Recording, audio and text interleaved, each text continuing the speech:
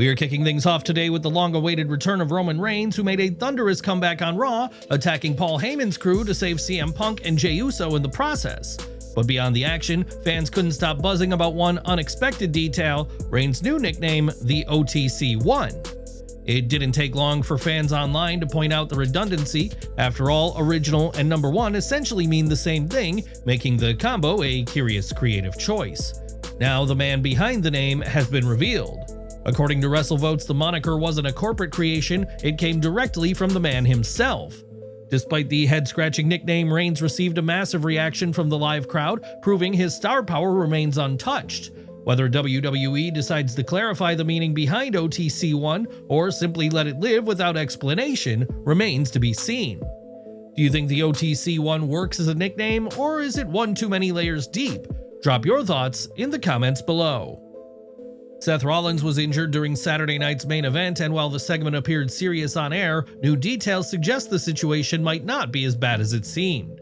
In fact, there have even been rumors circulating that the entire injury narrative might be strictly storyline, designed to build anticipation and set up a major return pop for Rollins later down the line. According to Brian Alvarez of Wrestling Observer Live, Rollins is dealing with a legitimate but minor knee injury, one that WWE has worked directly into the storyline. Alvarez explained that the company plans to push the idea that Rollins will be out for 9 months, only to set up a surprise return ahead of schedule. He said, "Seth Rollins 100% has a minor knee injury. They worked the knee injury on Saturday night's main event. He's getting the minor knee injury taken care of. They're gonna lead you to believe he's gonna be out 9 months, and he's gonna make a surprise return, maybe not as early as SummerSlam, but significantly ahead of schedule."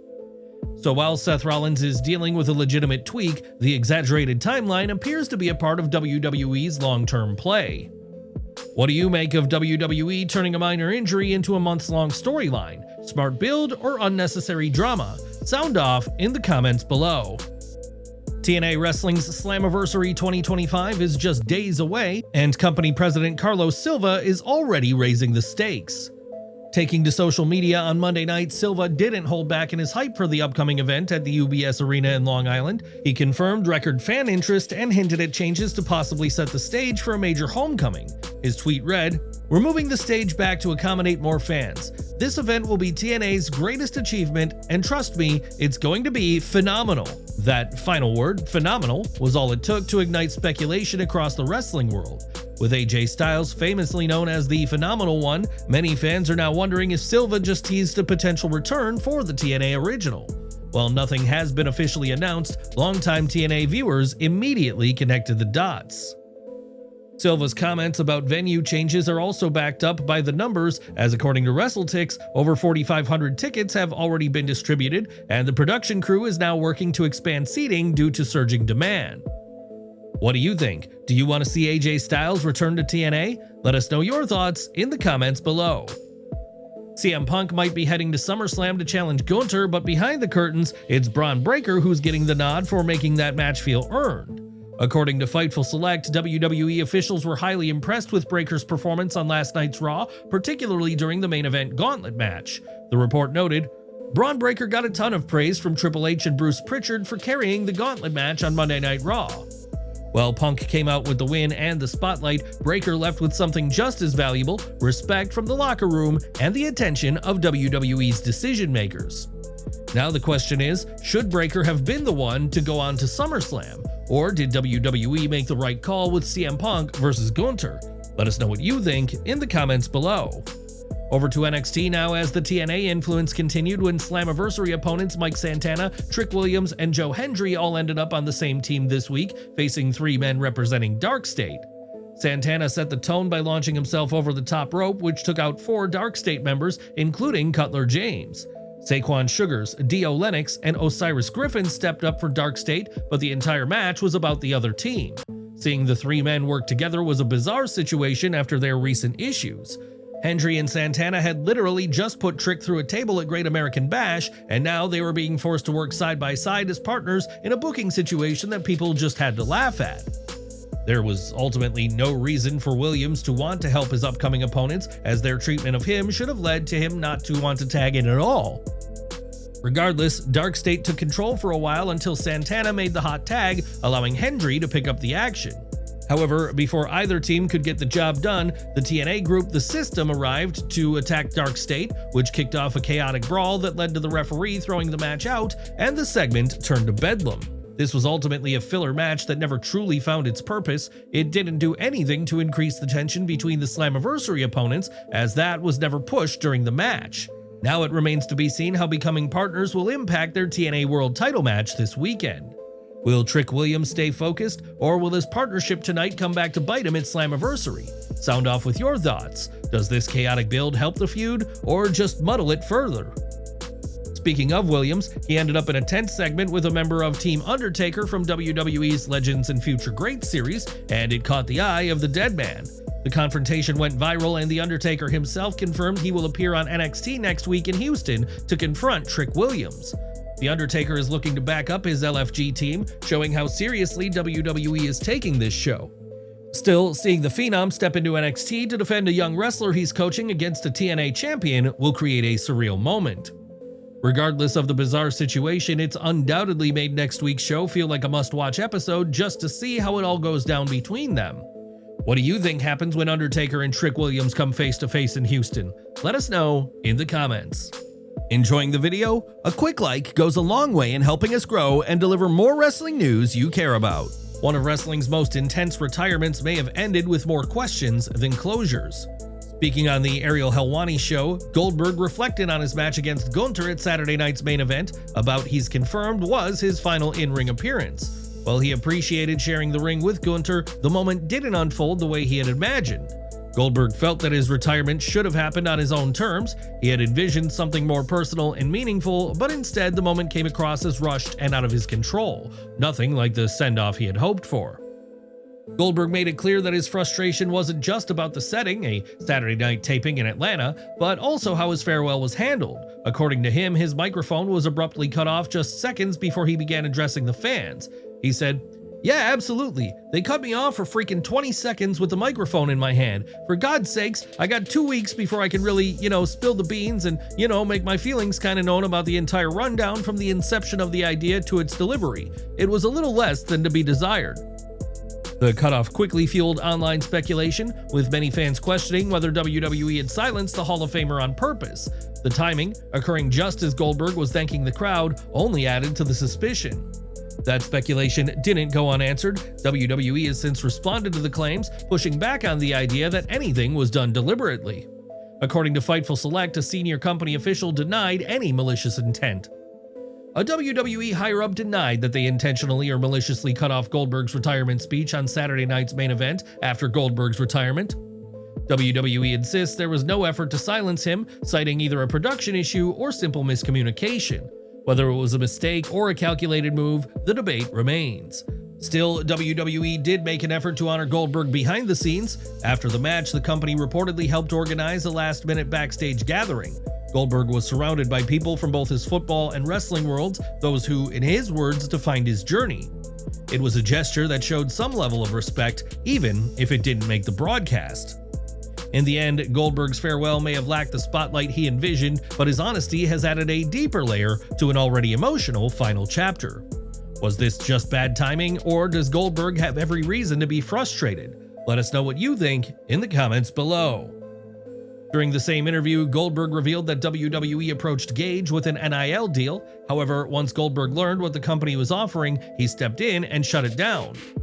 They tried to get him an NIL deal, but when I found out how much they were going to give him, I put the brakes on that one. But they would be ignorant if they didn't have an idea that it could be in his future, so no, it hasn't been hard-pressed by any stretch of the imagination, but he has plenty of time. At just 18, Gage Goldberg is currently playing football for the University of Colorado under head coach Deion Sanders. Whether or not he eventually steps into a wrestling ring like his father is still uncertain, but for now, Goldberg is making it clear if WWE wants his son, it'll take more than a lowball offer. The WWE Hall of Famer isn't ruling out wrestling for Gage in the future, but right now, his focus is on ensuring his son gets the opportunities and respect he deserves. More from NXT, as this week's episode was supposed to feature Evolve Women's Champion Callie Armstrong defending her title against Carmen Petrovic, but that match never happened as both women found themselves being attacked by Jordynne Grace. The former TNA star charged to the ring during their match and took them both out, resulting in a no contest finish as Grace showcased how enraged she was after what went down at Evolution. She immediately called out Blake Monroe after the former AEW star screwed her on Sunday, costing her the NXT Women's Championship in the process, but Monroe opted not to appear in person. Instead, a video package was sent from the Glamour with the voiceover claiming that Grace wasn't worthy of carrying her shoes, let alone a title. Still, she did invite Grace to sit in the front row for her NXT singles debut next week. Grace wasn't calmed by this video message, and she took her frustrations out on Stevie Turner and Robert Stone by slamming them to the mat. This was another example of the team player that Stone is, as he's always willing to bump if it'll put someone else over. Do you think that Blake Monroe stands a chance against Jordynne Grace when she finally gets her hands on the Glamour? Let us know in the comments below. The family's inner turmoil continued to spill out this week as Tony D'Angelo, Luca Crusifino, and Channing Stacks Lorenzo met in the ring for a long-awaited triple threat match. It was very much every man for himself in this one, as they all had separate issues with each other. No temporary alliances were formed at the start, as they simply threw hands to showcase their anger. Stacks looked for a crowbar, but the one he'd planted earlier had been removed, allowing Tony to take control briefly. The issues between those two in particular stole the spotlight for this match. The Don speared Stacks through the wall below the crow's nest as he threw him back through the hole for good measure, and that was followed by him putting Luca through the announce table as Tony hit Stacks with his finisher to get the win. By the end, it had become an entertaining match as things really picked up, and the crowd was certainly getting behind Crusifino in what turned out to be a fun triple threat match. However, the drama wasn't over once the bell rang. The biggest talking point occurred after the fact as D'Angelo walked up the ramp and left his signature hat behind him. This decision raised many questions about D'Angelo and left people wondering how he can truly be the Don now that he has no family behind him.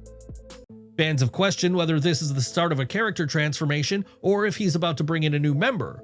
Of course, there's always the possibility that D'Angelo is about to be called up to the main roster, which would be a massive moment for him personally. If he does get a call up, would he remain the Don even without his family behind him, or would WWE try to look for something new? Let the speculation begin. What do you think? Is Tony D'Angelo closing the book on his Mafia persona, or simply turning the page for a new chapter? Drop your theories in the comments below. Elsewhere, it was revealed that Jasper Troy will face Ricky Saints next week after he got involved in the North American title match at the Great American Bash. This match is set to be WWE's way of addressing the issue. It'll now remain to be seen if Troy can continue his momentum or if Saints will remind everyone of exactly who he is. Josh Briggs hit the ring alone this week, addressing the fact that he's not jealous of Inamura getting an NXT World title shot. He was just frustrated that his partner got one before him.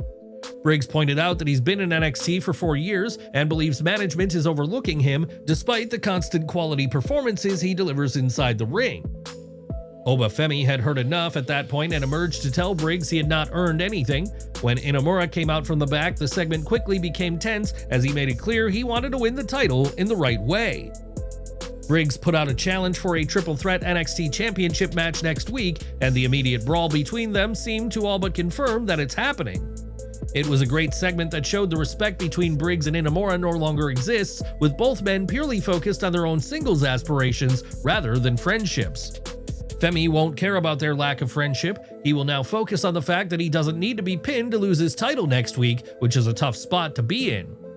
And if it happens, who walks out with the gold, Josh Briggs or Inamura? Let us know your pick in the comments. Now, Carlito's latest WWE run didn't end with a send-off, a storyline conclusion, or even a proper conversation. Instead, the veteran was met with silence, followed by a last-minute text telling him not to come to Raw. Speaking on The Table with Devon Dudley podcast on July 15th, Carlito shared how his contract quietly expired without any formal communication from WWE. The contract ended and they decided not to renew, and yeah, it was like 2 weeks out and I never went to them, they never came to me, and so yeah, they come like 2 weeks before, they said, you don't have to come to Raw or whatever. When Carlito emphasized he wasn't bitter, the lack of respect clearly stung. I'm like, bro, like, at least I'll just, I'm a professional. I don't like that. Like, bro, I'm a professional. I'll come in, I don't care. I'm not gonna come in or whatever. I know it's a live show, so you want, I don't go AWOL or anything, but I'm a professional. Treat me like a professional. Don't treat me like a mark or something. I'll do my job and that's whatever. Carlito wasn't asking for special treatment, just some acknowledgement for the work he put in. Throughout his time with the company, he showed up on time, delivered when called upon, and did what was asked of him. But in the end, he felt dismissed without so much as a thank you. He may not have been positioned as a top star, but Carlito's loyalty and professionalism deserved more than a silent goodbye. Do you think Carlito should have received a proper farewell? Let us know your thoughts in the comments section below. Travis Scott made headlines at WrestleMania 41 when he helped John Cena defeat Cody Rhodes to win the undisputed WWE Championship, but ever since that viral moment, the rap superstar has been completely absent from WWE programming. This week, WrestleVotes offered some clarity. When a fan asked why Scott's rumored WWE plans never materialized, the response was blunt. "I heard he was not a quick learner for the business." Reports also suggest Scott skipped out on wrestling training, which led to his no-show at Money in the Bank. WWE had originally hoped to involve him in Cena's farewell run, but missed sessions and slow progress have thrown those plans into question. While his WrestleMania cameo generated huge buzz, Scott hasn't been seen or mentioned on TV since, fueling speculation that WWE has quietly moved on.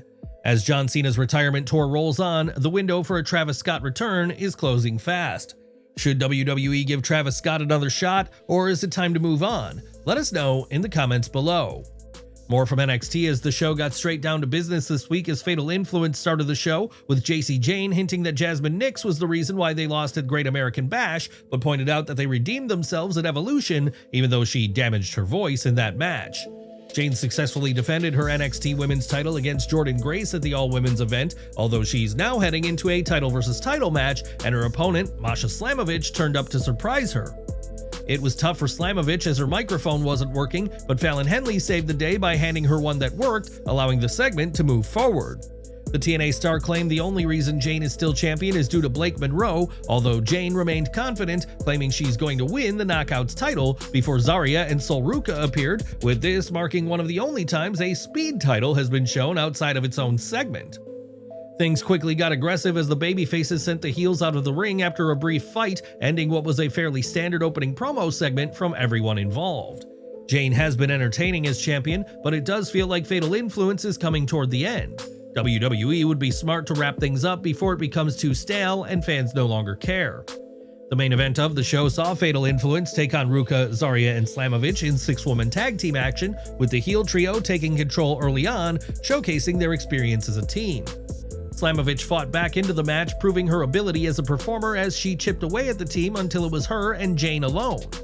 Fatal Influence fought their way back into it though, with Ruca being isolated and beaten down until Zaria made the hot tag, although this descended into chaos when Izzy Dame and Tatum Paxley appeared. A huge brawl erupted at ringside, allowing Slamovich to pin Jane in what was a huge statement before their winner-takes-all match. Speaking of statement wins, Ethan Page is wasting no time celebrating his big win at the Great American Bash, which will happen next week in Houston on what promises to be a stacked show. Page intends to celebrate on that show, which leads to the question of who will step up and ruin it. Ricky Saints and Jasper Troy are already booked in singles action, which likely rules them out, but there's no way the celebration goes down without someone getting involved. We'll find out in Houston, but until then, who do you think interrupts Ethan Page's big moment? Let us know in the comments. We're ending today with Lexis King, who was once again shown in the crowd, continuing his directionless storyline at the moment. He keeps being showcased doing random things throughout the show, and it's unclear what WWE is building toward with him. How did you find this week's episode of NXT? Did it wrap up the fallout from the Great American Bash while driving things forward? Let us know in the comments.